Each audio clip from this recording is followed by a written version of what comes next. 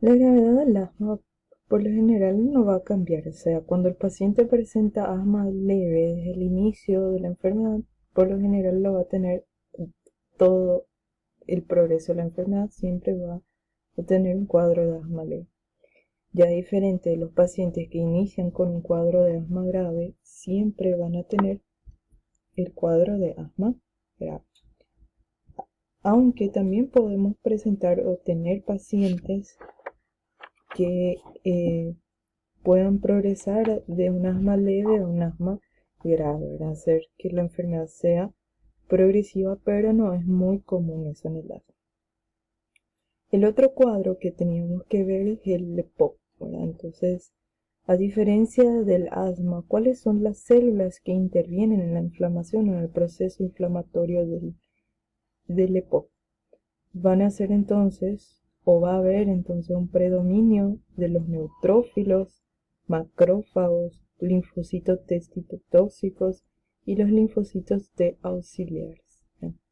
¿Qué es lo que va a ocurrir en este paciente? ¿Verdad? Por lo general la inflamación va a ser en el árbol respiratorio de pequeño calibre, o sea, en los bronquiolos.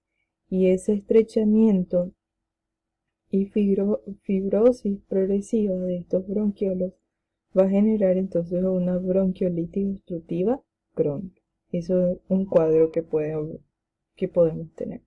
El otro cuadro que puede haber también es la destrucción del parénquima pulmonar, principalmente de los alvéolos, y generar un cuadro llamado enfisema.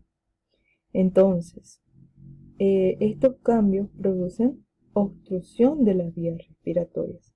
Y esa obstrucción de las vías respiratorias se va a ver sobre todo durante la expiración.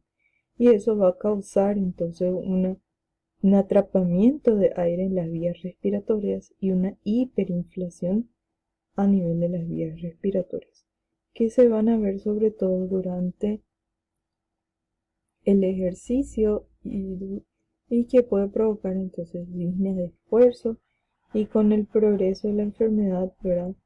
El paciente se va a ver cada vez más limitando al desarrollo de ejercicios, incluso actividades diarias.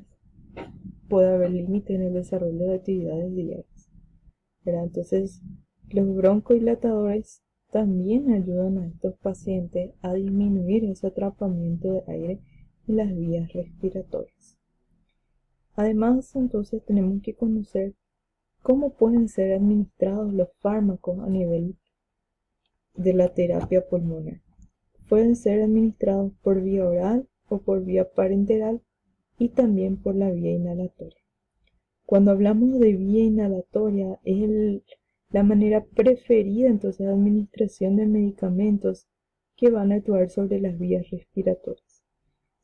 Esta, esta vía o la vía inhalatoria tiene una ventaja porque es la que tiene mayor efecto positivo, o sea, es más efectiva y con menor riesgo de producir efectos secundarios a nivel sistémico. La vía inhalatoria o el efecto de la vía inhalatoria va a depender mucho del tamaño de las partículas. Lo ideal se busca es que las partículas del fármaco tengan un tamaño entre 2 a 5 micrómetros para que puedan llegar entonces a las vías respiratorias, ¿verdad? Partículas más pequeñas van a quedar suspendidas en las vías respiratorias y van a ser exhaladas de vuelta hacia afuera, entonces no van a tener mucho efecto, y partículas más grandes van a quedar atrapadas entonces a nivel de las vías respiratorias altas. ¿Cómo puedo administrar entonces el fármaco a través de la vía inhalatoria? Podemos administrarlo a través de dispositivos como los inhaladores presurizados, ¿no? Entonces el paciente puede portar este inhalador y es muy fácil de utilizarlo, ¿verdad? Y lo puede transportar el fármaco en su día a día. Tenemos también las cámaras espaciadoras que utilizan los inhaladores combinados entonces con cámaras espaciadoras.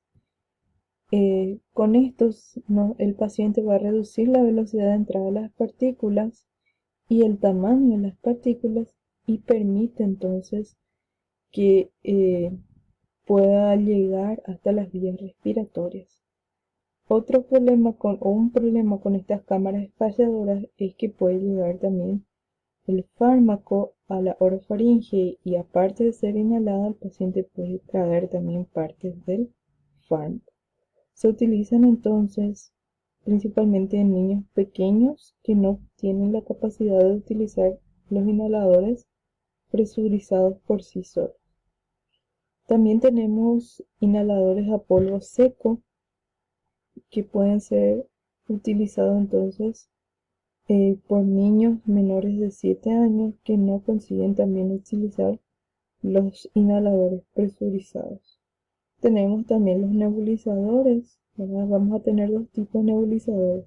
Los nebulizadores de chorro que utilizan gas, puede ser aire o oxígeno, y los nebulizadores ultrasónicos que utilizan un cristal piezoeléctrico que vibra rápidamente y entonces rompe las partículas y permite entonces que el paciente pueda inhalar el medicamento, ¿verdad? Entonces es un fármaco, es un método fácil de utilizar y se utiliza entonces en lactantes, en niños pequeños y también una forma de utilizar o administrar rápidamente el fármaco en dosis más altas que los que vienen en los dispositivos inhaladores presurizados. En la vía oral, los medicamentos se pueden administrar también para vía oral, pero la dosis requerida para que pueda actuar a nivel pulmonar son mucho más altas de las que aquellas que vienen entonces dentro de los inhaladores. También se puede utilizar la vía parenteral, pero esto se debe reservar exclusivamente entonces para pacientes en estados graves.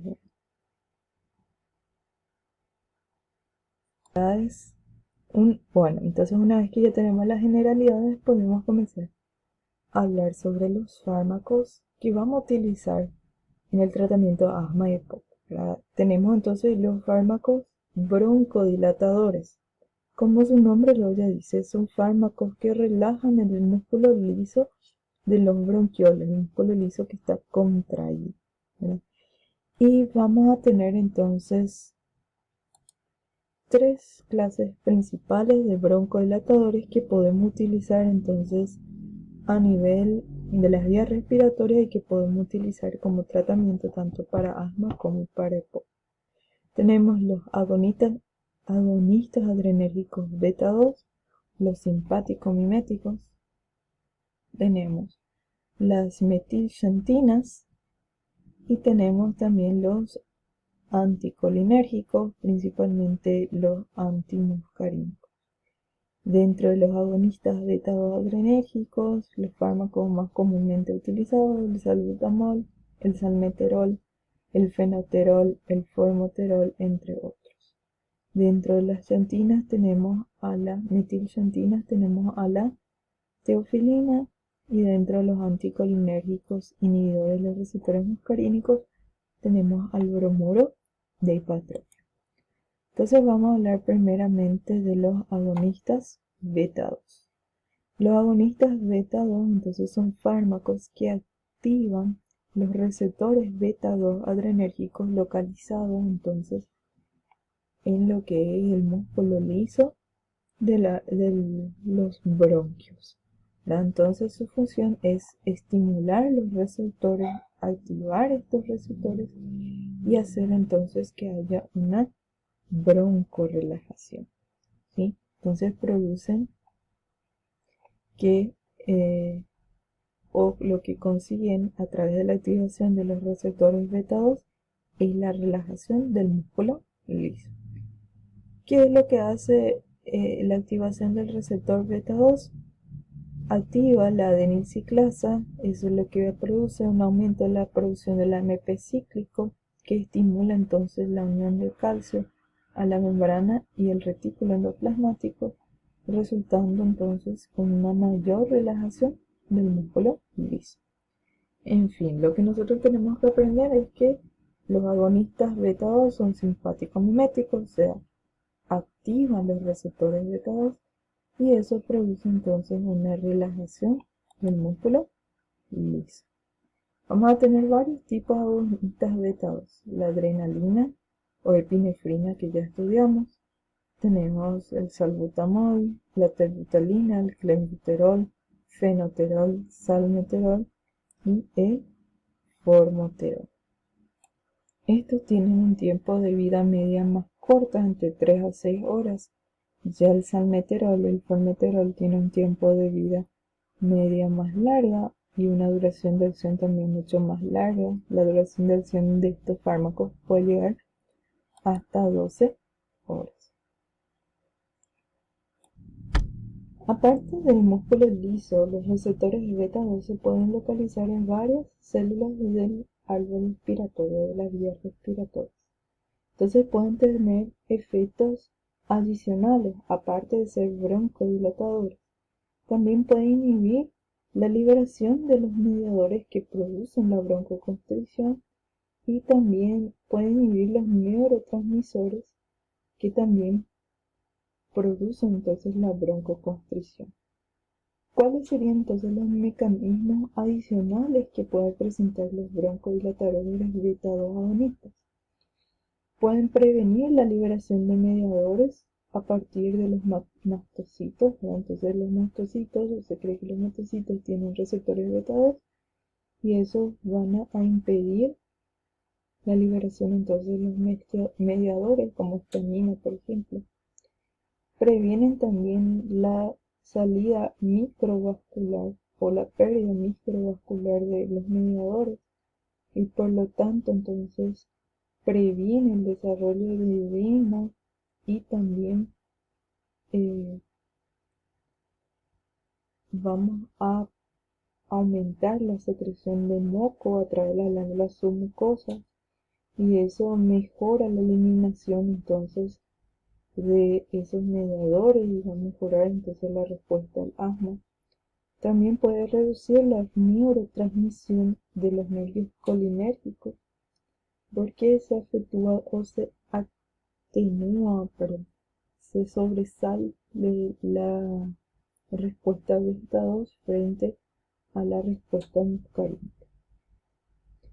Entonces, los efectos antiinflamatorios todavía son un debate, pero como ya dijimos, se creen que los agonistas beta 2 actúan o son inhibidores de la liberación de los mediadores por parte de los mastocitos, ¿verdad?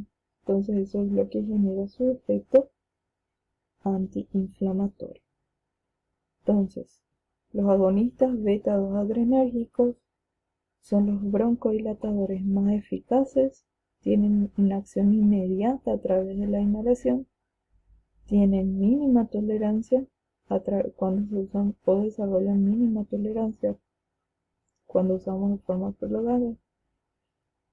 Como ya dijimos, inhibe la liberación de mediadores por parte de los mastocitos. El salmeterol dijimos que tiene una acción prolongada, entonces se puede usar como tratamiento de asma nocturno. No funcionan bien contra la respuesta inflamatoria tardía, que serían los leucocitos. También los agonistas beta 2 no disminuyen la hiperreactividad bronquial. Y al suspender los agonistas beta 2 puede aumentar inclusive la hiperreactividad bronquial.